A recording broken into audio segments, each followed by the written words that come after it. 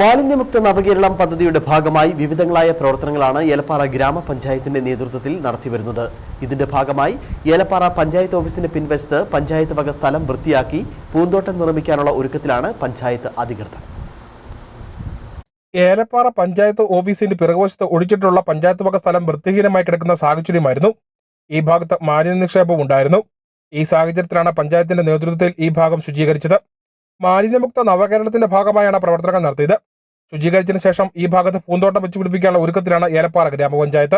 ഏലപ്പാറ പഞ്ചായത്ത് പരിസരങ്ങളും വൃത്തിയാക്കുകയും അതുപോലെ തന്നെ ഏലപ്പാറയിലെ ഡ്രൈവേഴ്സിൻ്റെയൊക്കെ സഹായത്തോടു കൂടി ഇവിടെ ഒരു പൂങ്കാവനമാക്കി മാറ്റുക എന്നുള്ള ലക്ഷ്യമാണ് വാർഡ് മെമ്പർ എന്ന നിലയ്ക്ക് ഞാൻ ഉദ്ദേശിക്കുന്നത്. ആ കാര്യം കമ്മിറ്റിയിൽ പറഞ്ഞപ്പോൾ ഇവിടം വൃത്തിയാക്കുന്നതിന് ഉള്ള ഇത് കമ്മിറ്റി ഏകാണ്ടമായി അംഗീകരിക്കുകയും ഈ പ്രദേശം നമ്മുടെ ഏലപ്പാറ പഞ്ചായത്തിൻ്റെ ഹൃദയഭാഗമായ ഏലപ്പാറ സ്റ്റാൻഡും പരിസരവും വൃത്തിയാക്കുകയും അവിടെ അലങ്കാര ചെടികൾ പ്രദേശത്തെ വ്യാപാരികളുടെയും ഓട്ടോ ടാക്സി തൊഴിലാളികളുടെയും പൊതുജനങ്ങളുടെയും സഹകരണം ഉറപ്പാക്കിക്കൊണ്ടുള്ള പ്രവർത്തനമാണ് നടത്താൻ ഉദ്ദേശിക്കുന്നതെന്ന് ഗ്രാമപഞ്ചായത്ത് അംഗം ബിജു ഗോപാൽ പറഞ്ഞു.